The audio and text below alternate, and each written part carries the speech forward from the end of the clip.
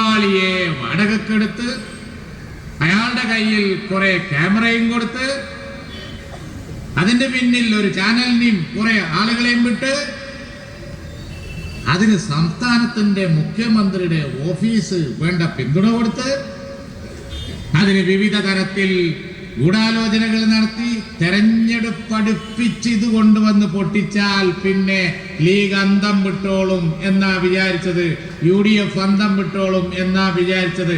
അത്തരം ഒരു ക്യാപ്റ്റൻ അല്ല ഞങ്ങൾക്കുള്ളത്. ശ്രീ ഉമ്മൻചാണ്ടികളൊക്കെ അങ്ങനെ അന്തം വിട്ടാ പറ്റുമോ? അങ്ങനെ പേടിച്ചാൽ പറ്റുമോ? ജനിച്ചാൽ ഒരിക്കൽ മരണമുണ്ട്. ആരും ഇവിടെ സ്ഥായിയൊന്നുമല്ല. 15 കൊല്ലമായി ഞാൻ പീഡനം അനുഭവിക്കുന്നതാണ്, എന്നെ ദ്രോഹിക്കുന്നതാണ്. എനിക്കും കൂട്ടവും കുടുംബവും കുട്ടികളും ഒക്കെ ഉണ്ട്. ഈ നിർദ്ധയർക്ക് അങ്ങനെ ഒരു ചിന്തയില്ല. അവർക്ക് ഇലക്ഷൻ ജയിച്ചാൽ മതി, പദവിയിലിരുന്നാൽ മതി, പണം ഉണ്ടാക്കിയാൽ മതി. ഇതെന്ത് മനുഷ്യത്തില്ലായ്മയാണ്, ഇതെന്ത് ഹീനമായ പ്രവൃത്തിയാണ്. അതിനെതിരായിട്ടാണ് ഈ ചെറുപ്പക്കാരുടെ രോഷം, അതിനെതിരായിട്ടാണ് അവരുടെ രോഷം. മനുഷ്യത്വമില്ലായ്മ.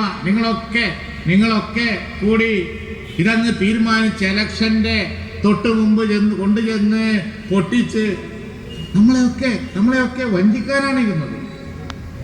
അതായത് ഈ കാര്യങ്ങളൊക്കെ കൃത്രിമ തെളിവുകളൊക്കെ ഉണ്ടാക്കി ചാനലിലൂടെ അവതരിപ്പിച്ചുകൊണ്ട് തെരഞ്ഞെടുപ്പിലേക്ക് പോവാൻ നോക്കുമ്പോ കേരള ജനതയെ മുഴുവൻ അന്താളിപ്പിലാക്കാനാണ് പരിപാടി ഇട്ടത്.